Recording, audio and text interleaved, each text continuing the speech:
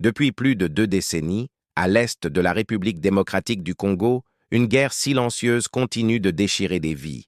Des millions d'hommes, de femmes et d'enfants ont été déplacés, affamés ou tués dans l'indifférence presque totale du monde.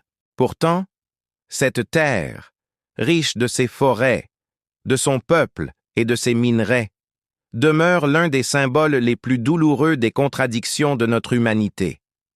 Le conflit en République démocratique du Congo trouve ses racines dans une histoire complexe, faite de migrations, de rivalités ethniques anciennes, d'ingérences régionales et d'intérêts économiques colossaux. Après le génocide du Rwanda en 1994, des milliers de réfugiés et de combattants armés ont traversé la frontière. Les tensions se sont alors propagées dans toute la région des Grands Lacs, entraînant des alliances et des affrontements multiples, impliquant des armées étrangères, des groupes armés locaux et des puissances économiques mondiales. Au cœur de cette guerre se trouve une réalité amère.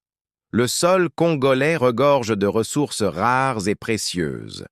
Coltan, or, cobalt, cuivre, ces minerais indispensables à nos téléphones, nos ordinateurs et nos voitures électriques alimentent un commerce mondial colossal. Mais pour beaucoup de Congolais, ces richesses sont devenues une malédiction. Des groupes armés s'affrontent violemment pour le contrôle des mines, pendant que des millions de civils innocents en paient le prix fort. Les Nations Unies, les grandes puissances et même les organisations africaines ont tenté d'intervenir, mais les efforts restent largement insuffisants face à la complexité et à l'ampleur du conflit.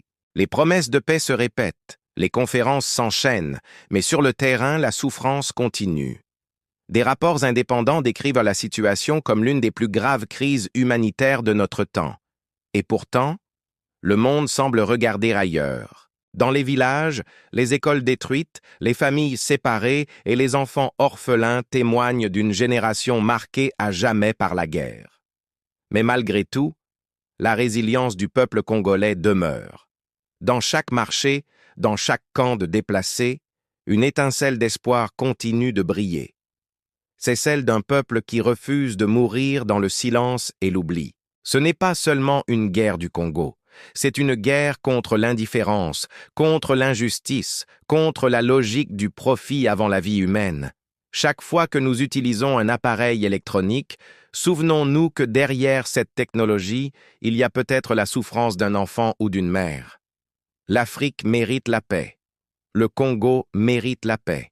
Et cette paix commencera le jour où le monde regardera enfin cette tragédie avec courage et compassion. Aujourd'hui, nous pouvons être la voix de ceux qu'on n'écoute plus. Partager cette histoire, c'est refuser l'oubli. C'est rappeler que la dignité humaine n'a pas de frontières et que la paix n'a de sens que si elle est universelle. Que la lumière de la vérité éclaire le Congo et toute l'Afrique. Merci d'avoir regardé. N'oubliez pas de partager cette vidéo pour que le monde n'oublie pas. Abonnez-vous pour plus de contenu qui nous pousse à réfléchir ensemble.